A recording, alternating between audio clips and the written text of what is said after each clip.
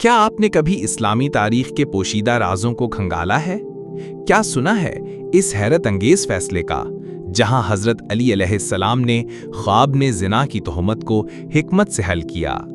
ایک ایسا معمہ جو کوئی اور صحابی اور نہ ہی اس وقت کا خلیفہ سلجھا سکا۔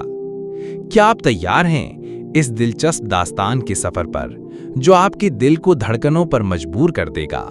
حضرت ابو بکر صدیق رضی اللہ عنہ کے دور خلافت کی بات ہے۔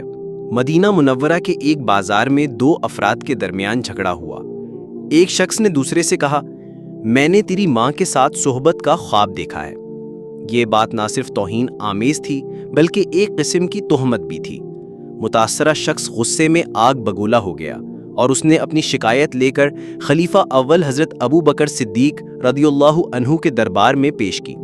حضرت ابو بکر رضی اللہ عنہ نے یہ کیس سنا، لیکن یہ معاملہ اتنا پیچیدہ تھا کہ وہ فوری فیصلہ نہ کر سکے۔ یہ نہ تو واضح تہمت تھی کیونکہ بات خواب کی تھی، اور نہ ہی کوئی جرم جس کی سزا قرآن و حدیث میں صراحت سے بیان ہو۔ لہٰذا انہوں نے مشورے کے لیے حضرت علی علیہ السلام کو بلایا کیا۔ حضرت علی علیہ السلام، جنہیں باب العلم یعنی علم کا دروازہ کہا جاتا ہے، نے اس معاملے پر غور کیا۔ یہ ایک ایسی صورتحال تھی جس کا حل نہ تو کسی صحابی نے سوچا تھا اور نہ ہی اس کی کوئی واضح نظیر موجود تھی۔ حضرت علی نے اپنی حکمت سے ایک ایسا فیصلہ سنایا جو عدل و انصاف کا شاہکار تھا۔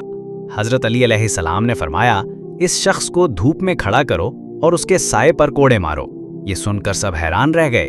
حضرت علی نے وضاحت کی کہ چونکہ بات ایک خواب سے متعلق تھی اور خواب حقیقت نہیں بلکہ ایک سائے کی مانند ہے، اس لیے سزا بھی اسی انداز میں دی جائے گی۔ یہ سزا نہ صرف علامتی تھی بلکہ اس شخص کے لیے تعدیب کا باعث بھی تھی تاکہ وہ آئندہ ایسی بات سے گریز کرے۔ یہ فیصلہ سن کر حضرت ابو بکر صدیق رضی اللہ عنہ نے اسے فوراً قبول کیا اور اس پر عمل کیا۔ یہ فیصلہ نہ صرف منفرد تھا بلکہ اس نے اسلامی عدل کے اصولوں کو بھی اجاگر کیا کہ سزا جرم کے مطابق ہونی چاہیے۔ حضرت علی علیہ السلام کا یہ فیصلہ تاریخ کے اوراق میں ایک عظیم مثال کے طور پر محفوظ ہوا۔ اس سے یہ بات واضح ہوتی ہے کہ انصاف ہمیشہ سخت سزا کا نام نہیں بلکہ اصلاح اور رہنمائی کا ذریعہ بھی ہو سکتا ہے۔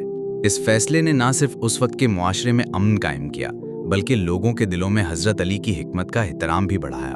یہ واقعہ ہمیں سکھاتا ہے کہ مشکل حالات میں بھی حکمت اور عدل سے فیصلہ کیا جا سکتا ہے، اور یہی وہ خوبی تھی جو حضرت علی علیہ السلام کو دوسروں سے ممتاز کرتی تھی۔ اگر آپ کو یہ ویڈیو پسند آئی ہو تو لائک کریں، کامنٹ میں اپنی رائے دیں اور سبسکرائب کرنا نہ بھولیں۔ مزید دلچسپ تاریخی اور قدرتی مناظر کے لیے ہمارے ساتھ جڑے رہیے۔ اگلی ویڈیو تک اللہ حافظ۔